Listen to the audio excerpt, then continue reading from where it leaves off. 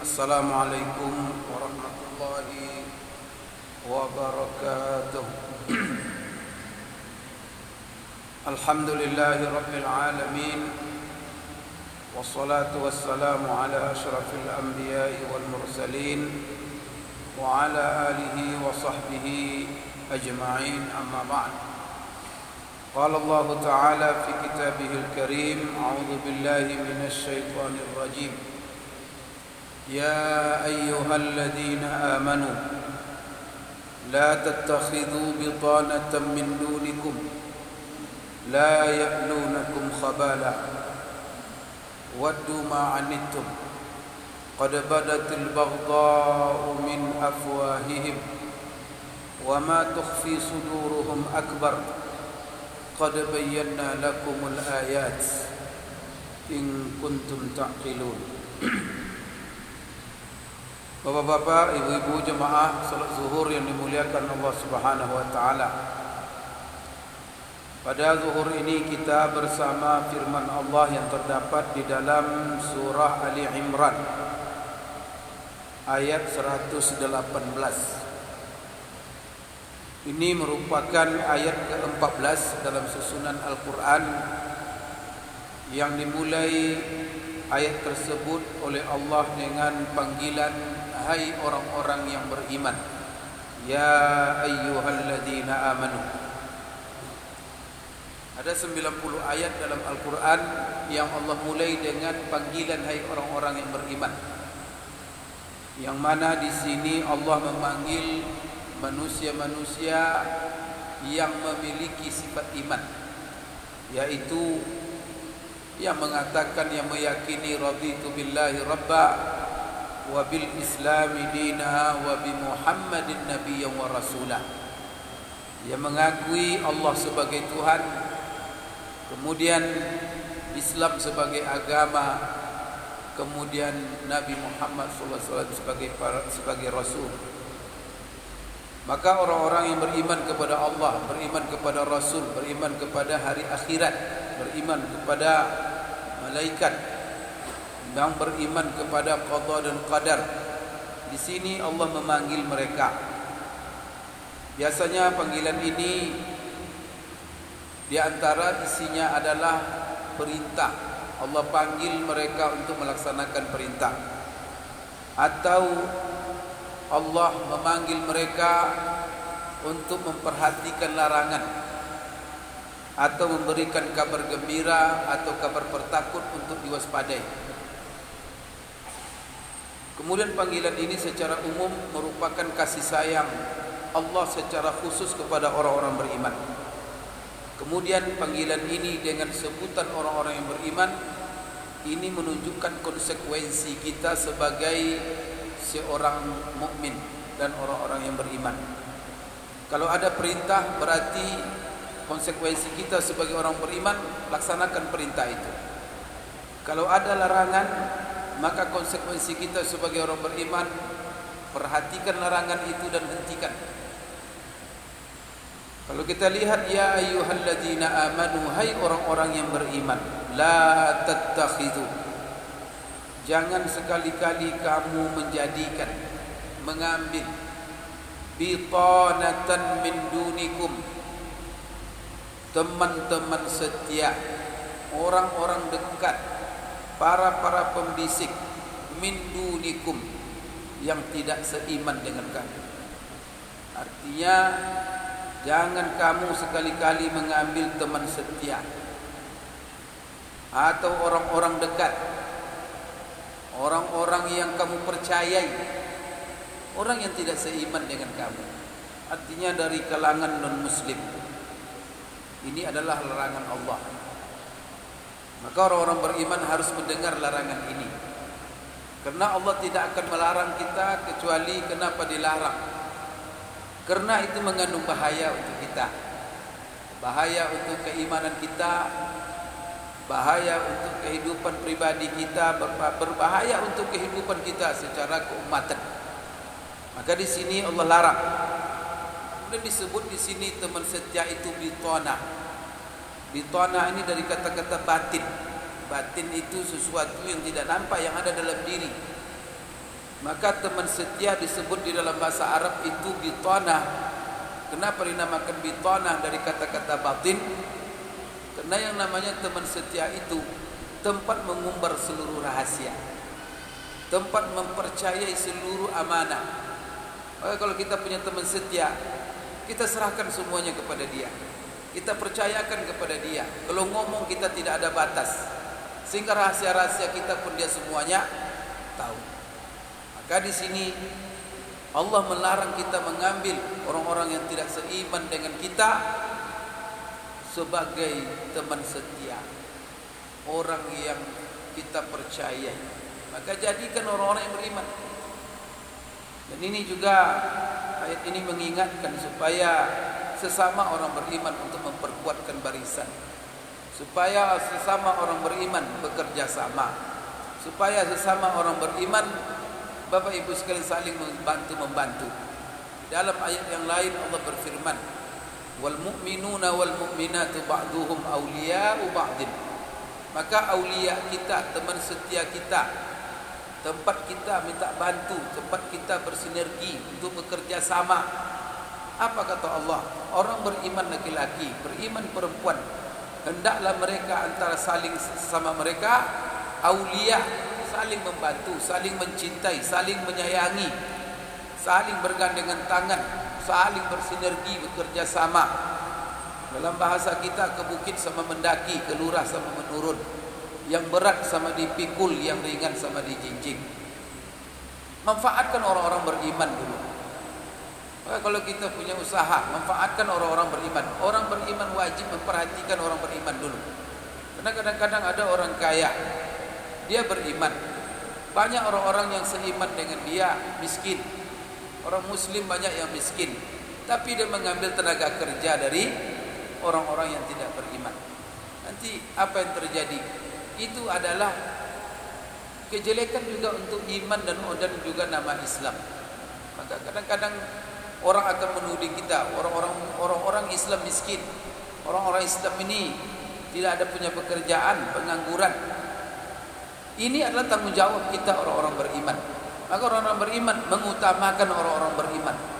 Karena dengan begitu kita akan mengangkat nama mereka, akan mengangkat ekonomi mereka, dan akan mengangkat, dan itu akan mengangkat nama Islam itu sendiri. Maka kita sedih pada akhir-akhir ini, apa saja yang jelek-jelek dilengketkan kepada Islam. Yang miskin orang Islam, yang terbelakang orang Islam, yang bodoh orang Islam, yang apa nanti orang Islam. Maka itu satu hal yang miris. Maka untuk mengangkat ini tidak bisa sendiri-sendiri. Kita harus sama-sama menjaga nama agama kita, kemudian nama umat kita. Apalagi dalam Al-Quran Allah katakan, kuntum khaira ummatin ukhrijat linnas. Kamu sebaik-baik umat di tengah-tengah umat manusia. Kemudian wa kadzalika ja'alnakum ummatan wasata. Kami jadikan kamu umat terbaik. Maka ini umat kata Allah. Berarti umat itu apa? Harus kekuatan itu dijaga secara keumatan bersama. Nah, maka di sini larangan. Jangan kamu jadikan teman-teman setia, orang-orang dekat, orang-orang kepercayaanmu, orang-orang yang tidak seiman denganmu. Nah, ini larangan. Kemudian Bapak Ibu sekalian, selagi ada orang beriman, kenapa kita cari? Kecuali tidak ada lagi orang beriman. Baik tukang masak di rumah kita, sebanyak-banyak itu orang beriman, orang tak beriman yang diberikan. Apalagi tukang sapu, memang tak ada lagi tukang sapu, tukang bersih, pembantu. Bebannya di rumah kita. Apa kata lagi ada orang-orang beriman? Begitu juga pekerjaan-pekerjaan yang lain. Selagi ada orang beriman, utamakan. Karena sejelek-jelek orang beriman, maka di sisi Allah, selagi dia beriman, dia adalah baik. Maka apa kata Rasulullah dalam sebuah hadis? Al-mu'minul qawi ahabbu ila Allah minal mu'minid dha'if wa fi kullin khair. Orang beriman yang kuat jauh lebih dicintai oleh Allah. Betul. Orang beriman yang kuat, orang beriman yang kuat dalam segala, kuat pikirannya, kuat kerjanya, kuat. Itu jauh lebih baik dicintai oleh Allah daripada orang beriman yang lemah. Tapi ingat, selama dia beriman, wa fi kullin khair, Mau beriman, dia lemah, dia kuat, tapi dia beriman, maka di situ ada kebaikan. Dia juga lebih baik daripada tidak beriman sama sekali. Maka di sini luar biasa peringatan Allah kepada kita. Jangan kamu jadikan, jangan kamu mengambil teman-teman setia, pembantu-pembantumu, pembisik-pembisikmu, orang-orang yang tidak beriman, yang tidak seiman dengan kamu. Kemudian Allah jelaskan di sini apa sebabnya. La ya'lunakum khabala. Sebagian orang-orang yang tidak beriman itu, mereka itu tidak berhenti-henti merencanakan keburukan untuk kehidupanmu. Maka tak berhenti-henti mereka berpikir, berencana. Maka orang-orang, sebagian orang-orang yang tidak beriman, orang musyrik, apalagi orang munafik, yang mana menyembunyikan kekafiran tapi menampakkan penampilan sebagai seorang yang muslim yang baik, tetapi dia menyembunyikan kekafirannya. Ini adalah munafik yang luar biasa. Kadang-kadang berbicara tentang agama, padahal dia ingin merusak agama itu sendiri. Jadi mereka sebagai mereka seperti ini, apa kata Allah? La ya'lunakum khabala. Ini yang mengingatkan kita, bukan Rasulullah, Allah langsung. Mereka takkan pernah berhenti merencanakan yang tidak baik untuk kamu, kemudian untuk merusak kamu. Waddu ma'anittum. Dan mereka selalu menginginkan sesuatu untuk menyusahkan kamu. Rasulullah dalam ayat itu, jangan kamu jadikan orang-orang muslim sebagai pemimpin. Karena kalau kamu pemimpin, apa diantaranya? Waddu ma'anittum. Dia akan selalu menyusahkan kamu, membuat beban kamu berat. Karena di dalam ayat-ayat lain Allah katakan, mereka tak senang melihat kamu senang. Waddu. Di sini waddu ma'anittum. Di dalam ayat lain, wadda katsirun min ahli kitab law yaruddunakum. Jadi banyak mereka itu yang apa? Yang ingin mengembalikan kamu dari iman kamu. Sebelum ini ada lagi ayat, in tuti'u fariqan minal ladzina utul kitab yaruddukum ba'da imanikum kafirin. Mereka akan membuat kamu murtad, akan merusak agamamu, akan menyebarkan syubhat di antara kamu, kemudian akan melempelkan macam-macam kepada kamu.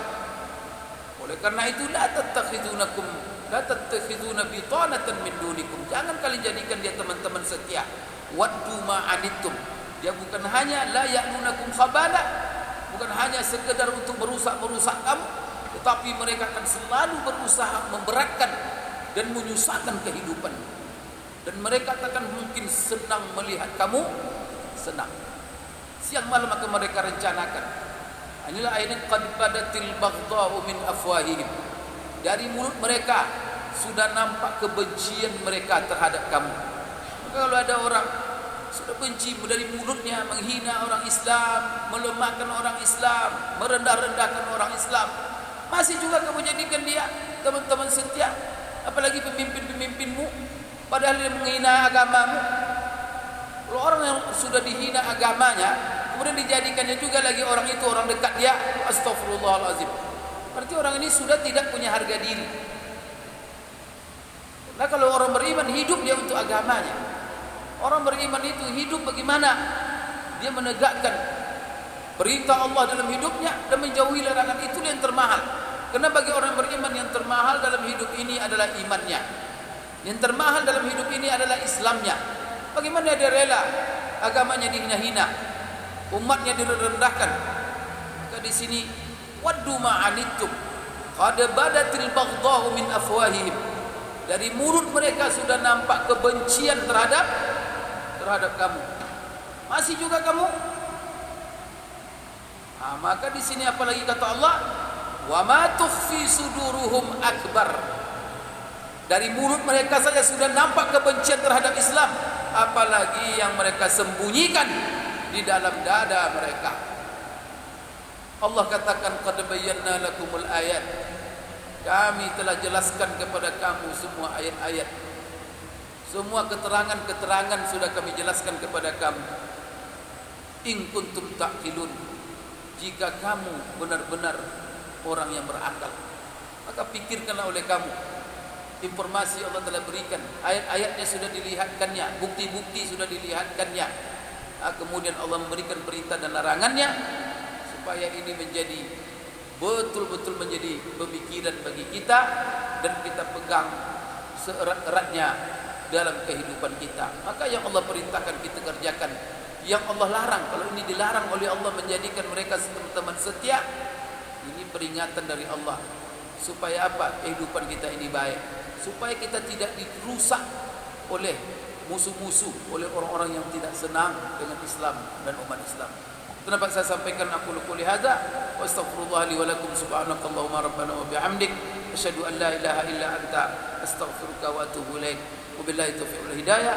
Assalamualaikum warahmatullahi wabarakatuh.